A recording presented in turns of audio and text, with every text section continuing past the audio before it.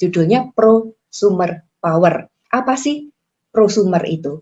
Nah, di buku ini dijelaskan produsen menghasilkan uang.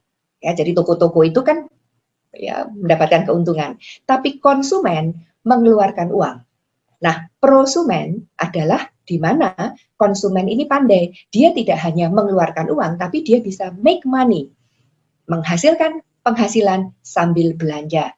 Nah, setiap hari teman-teman kita selalu menjadi konsumen, benar nggak? Kita belanja kebutuhan sehari-hari di toko. Nah, ditanyakan di buku ini, are you being paid to shop? Pernah nggak kita itu belanja contohnya di hypermarket, di hypermart. Lalu hypermart memberikan kita profit sharing. Nggak pernah kan teman-teman? Kita selalu membayar. Nah, banyak konsumen itu mencari barang murah, membeli dengan murah. Nah, buku ini dikatakan, belanja murah tidak bisa membuat kita kaya. Tetapi belanja cerdas, belanja pintar, smart shopping itu bisa meng-create wealth.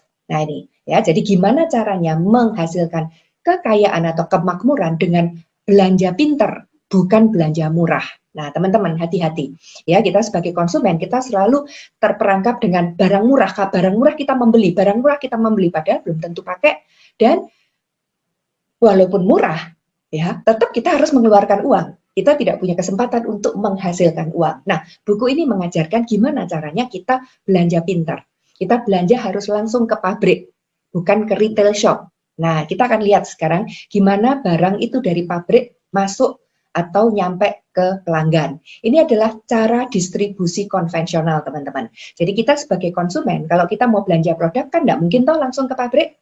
Nggak bisa, kita harus melalui retail. Sehingga apa? Kalau harga barang itu dari pabrik 4.000, mungkin sampai di konsumen jadi 10.000.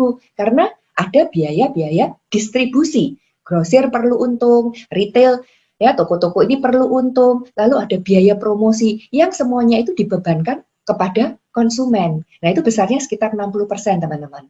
Nah, di buku ini dijelaskan gimana kita menjadi konsumen yang pintar itu tadi, menjadi prosumen, di mana kita langsung belanja dari pabrik.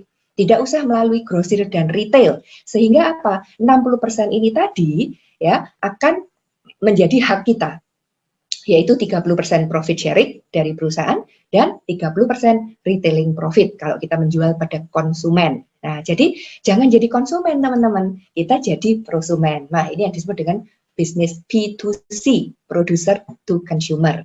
Nah, di buku itu dijelaskan, ya, kita belanja pintar, langsung ke pabrik. Ya, sehingga ada 60% yang kita save, kita ambil. Nah, setelah itu apa? Kita mengajak teman-teman kita juga menjadi prosumen, bukan konsumen yang hanya spend money. Nah, sekarang bagaimana? Ya, kategori pabrik apa yang cocok dengan konsep prosumer power business ini? Ya, karena tidak semua pabrik kan teman-teman kita bisa bekerja sama. Nah, terutama yang pertama adalah pabrik itu harus memproduksi produk home need, kebutuhan sehari-hari yang habis dipakai setiap bulan.